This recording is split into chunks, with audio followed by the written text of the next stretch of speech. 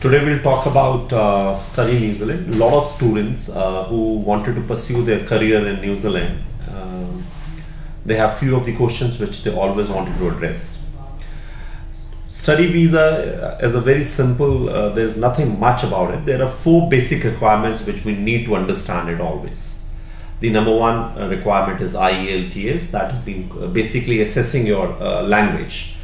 Today the New Zealand High Commission recently has changed, there are a lot of changes which they have recently implemented. Previously it is only IELTS which has been acceptable. Now there are few other examinations like TOEFL also has been acceptable by the New Zealand High Commission. For the students who wanted to pursue undergraduate, let's say for the students who have done their +2, they can need to clear their minimum IELTS requirement with 5.5 and no band less than 5. And the student who wanted to do the post-graduation, they need to have minimum 5.5 and overall 6 bands. The higher the band you are going to score it, the better the chances to get on a visa. The second requirement is your education. In this field, the New Zealand High Commission need to see this, is the student is really a bona fide student. There are 6 basic things which every student must look into it.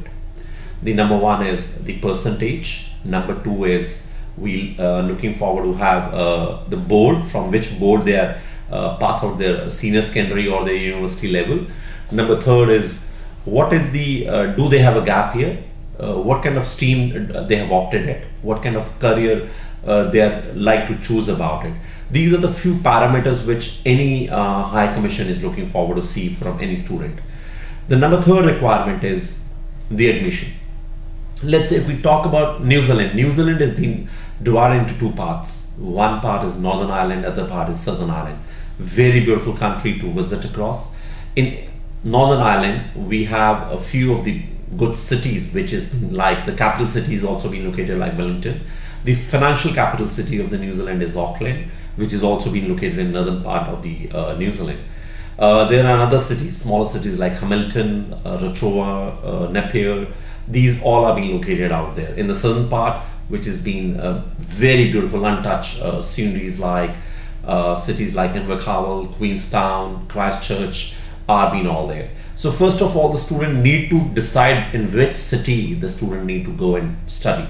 The second part is what kind of the course the student need to choose about it. In the course, you have to see there are 3 parameters which I must say the student must see to it.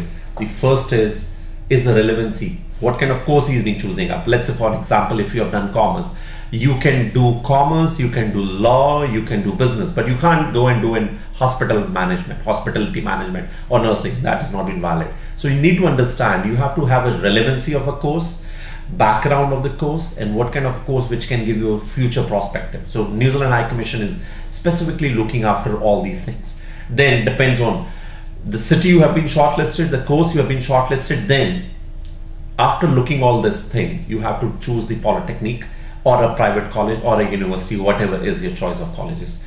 In Sophiya, we'll always give you an advantage that we have most of the university and colleges, we have it in to offer you. Where our trained counselors will also help you to shortlist the best of the colleges and the universities. The last part comes to the funds.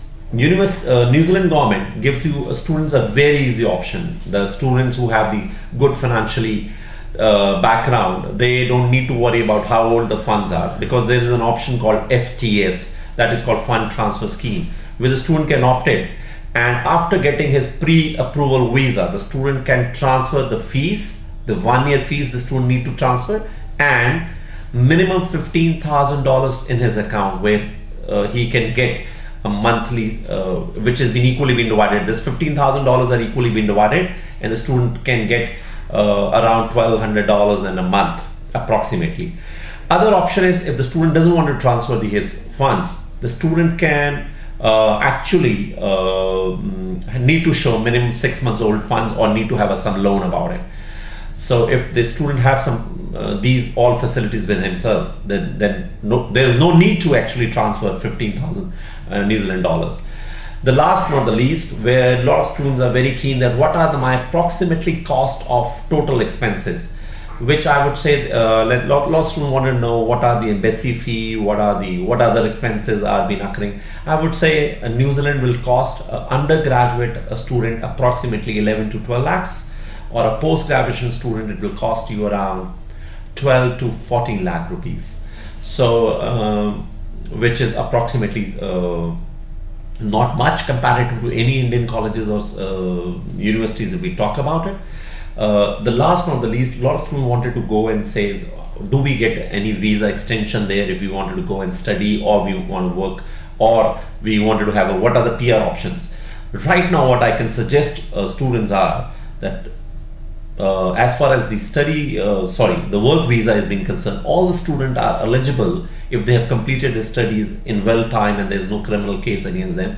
They are eligible to get study permit, like they can get the work permit, and moreover they will also get the residency also if they qualify to get a good job there in New Zealand. And thank you so much for supporting us.